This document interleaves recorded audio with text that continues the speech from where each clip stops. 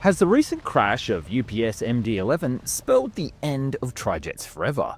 The US Federal Aviation Administration has grounded all MD-11 and DC-10 aircraft for inspections following the crash of an MD-11F operated by UPS Airlines on November 4th. The regulator has said that an emergency airworthiness directive on November 8th that has determined the unsafe condition is likely to exist or develop in other products of the same design, such as other aircraft like the DC-10, a fellow Trijet. This has justified the immediate grounding of the aircraft family pending inspections and corrective actions approved by the FAA. Serious concerns like perhaps a structural weakness or potential engine failures and can involve comprehensive inspections of vital components from software updates or modifications to the mechanical systems. But this event may as well herald the twilight of three-engine jets, marking a significant turning point in aviation history. The recent developments could mean the end of all Trijets as we know them. After all, if you take a flight today, you'll most likely ride in an aircraft with two engines, like the Boeing 737 or the Airbus A320. Even those who take longer flights commonly board a 777 or an Airbus A350, which are wide-body aircraft equipped with twin engines. In fact, over 95% of today's passenger departures utilize twin-engine aircraft, and only a select few passengers now fly on the last remaining 747s and Airbus A380s in passenger service. That's why when you visit the airport, you'll predominantly see twin-engine aircraft on the ramp. However, this was not the case more than 30 years ago. If you go back to the 90s, you'll see a collection of 2, 3, and 4-engine jets regularly thundering down the runway. So what exactly happened in the time between then and now, and why did the airline industry ditch the trusty old aircraft like the DC-10 and MD-11, as well as the legendary TriStar, and where have they all gone today? Would we even see a three-engine airliner into the future? Let's take a deep dive into the birth, the peak, and the decline of the Trijets. Now, before we get to the iconic wide-bodies, we must first explore the original Trijets that enter service. Technically, the Soviets were the first to fly a Trijet with the Tupolev Tu-73 military aircraft in 1947, but it wasn't a successful design. The first truly commercial Trijet to fly is actually the Hawker-Siddeley Trident, with the British aircraft manufacturer answering a requirement for British European Airways, or BEA, in 1956 for a short-range jet with more than two engines to compete with the French Sud Aviation Caravelle. The Trident made its maiden flight in 1962 before finally being accepted into service and taking its first revenue flight in 1964 with BEA. On the other side of the Atlantic, the Americans were working on their own Trijet program. Although the Boeing 707 was rather successful, they did need to create a smaller jet that could fly into regional airports that did not have the required infrastructure to serve such large four-engine aircraft. American Airlines, Eastern Airlines, and United Airlines were three prospective customers for such a jet, with Eastern eventually becoming the launch customer. But they had differing demands. Some airlines wanted a twin jet, whilst others demanded the reliability that four engines deliver. So Boeing decided to cut it down the middle and introduce the Boeing 727 with three engines in the back. And I've actually done a whole video on the battle of the small Trijet market between the 727 and the Trident on my other channel, Found and Explained, which you can check out after this video to see what exactly happened and why Boeing shouldn't get as much credit as they deserve. The 727 was behind the Trident by a year when it first took off in 1963, but in that year, both the Trident and the 727 took a world tour, showing off their jets to potential customers, with both aircraft starting revenue flights by 1964, with the American 727 beating the British Trident by about 2 months. Boeing eventually dominated the market, with the 727 selling over 1,800 examples by the end of its run in 1984. By comparison, the Trident only sold 117 across the globe. Yikes. But this is where things get interesting, because a year after the launch of the Boeing 727, the Pan Am president talked to Boeing to build an airliner with more than twice the seats of the existing 707, which resulted in the massive Boeing 747 entering service in 1970. This double-decker aircraft changed the face of commercial aviation once more, allowing this operator to fill it with a maximum of 480 passengers on a single flight. However, this was a bit too large for American Airlines, so it reached out to both Lockheed and Douglas in 1966 to build a medium to long-range airliner that was slightly smaller than the Queen of the Skies. This led the two companies to build their own competitors with the McDonnell Douglas DC-10 and the Lockheed L-1011 TriStar. Although the aircraft manufacturers started around the same time to develop their respective offerings, Lockheed ran into problems during development when its sole engine supplier, Rolls-Royce, faced bankruptcy due to the complexity of the RB211 turbofan engine. This meant that the DC-10 started commercial operations in 1971, a year earlier than the TriStar. So, because of this, American Airlines picked the DC-10 over the L-1011, ordering 25 airframes in 1968. Although this caught Lockheed unaware, it allowed the company to focus its development on its needs of its other customers, specifically Eastern Airlines and TWA, with both airlines signing letters of intent to purchase a combined 100 airframes. However, Lockheed only produced a total of 250 units by the end of the production run of the L-1011, whilst McDonnell Douglas would build 446 aircraft.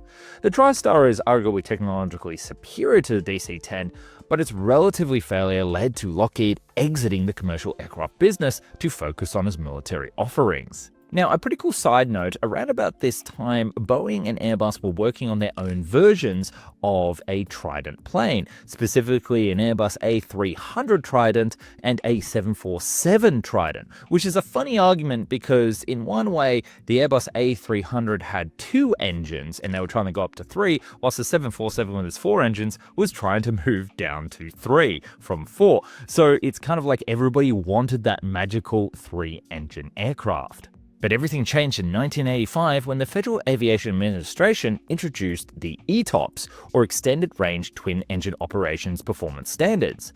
This gave the first ETOPS 120 rating to TWA, allowing to fly its Boeing 767 Twinjet on routes that were 120 minutes, or 2 hours away from the nearest diversion airport. This suddenly opened up a lot of routes for the airliner's twin-engine aircraft, reducing the need for a 3-engine aircraft in its fleet. And over time, these ETOPS ratings evolved significantly, allowing airlines to plan more direct and efficient routes, further phasing out the necessity of trijets. When the Boeing 777 launched in 1995, it was granted an even longer ETOPS rating, 180 minutes, upon entering service, making it even more flexible. This rating was even expanded to 207 and 330 for certain routes, continuing the trend of route flexibility. Because the 777 could also carry more passengers and taking less fuel than a Trijet, it was an easy choice for customers.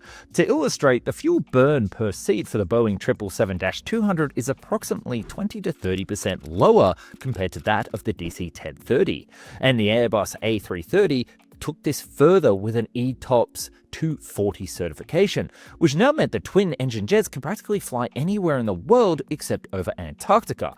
And we know that today with the 787 Dreamliner flying from Australia to South America, that's also kind of no longer the case. Although don't quote me on that because technically it goes right by Antarctica and not over it. It's also around this time that the wide-body trijets were nearing 20 years old. With the average passenger airliner having a lifespan of just 25 to 30 years, this meant that airlines were looking for the replacements for their DC-10s and TriStars.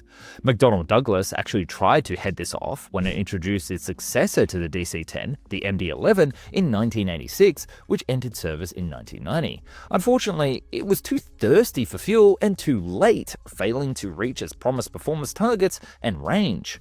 The Trijet lost out to newer clean sheet designs like the aforementioned 777, Airbus A330, and the Airbus A340. The original widebody Trijet operators had mostly retired their fleets by the year 2000, whilst the MD-11 had only sold 200 units. More than that, most of these operators retired their fleets early, with KLM being the last passenger operator of the MD-11, ending its Trijet service in 2014. But that's when these aircraft started to get a second life as a freighter. Now, until recently, when you go to an airport, you would see Trijets being used as freighters or for airlines as specific cargo planes.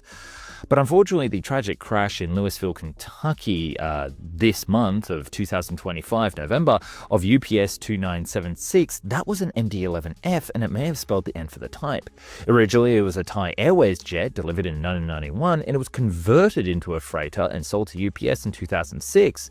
And this is a common story, because as of 2024, FedEx still flies 29 Trijets, whilst UPS flies 27 now, unfortunately. And Western Global Airlines is actively flying too. The three operators also do have a backlog of 50 airframes in storage, meaning more than half of the original 200 MD-11s built still can't fly. As for the older DC-10, it only has one operator remaining, a tanker air carrier with 2 units converted for aerial firefighting. Another thing that might surprise you, though, is that there are still 6 operators of the Boeing 727. Just like their larger counterparts, they're all operated as freighters, with 8 units remaining in service.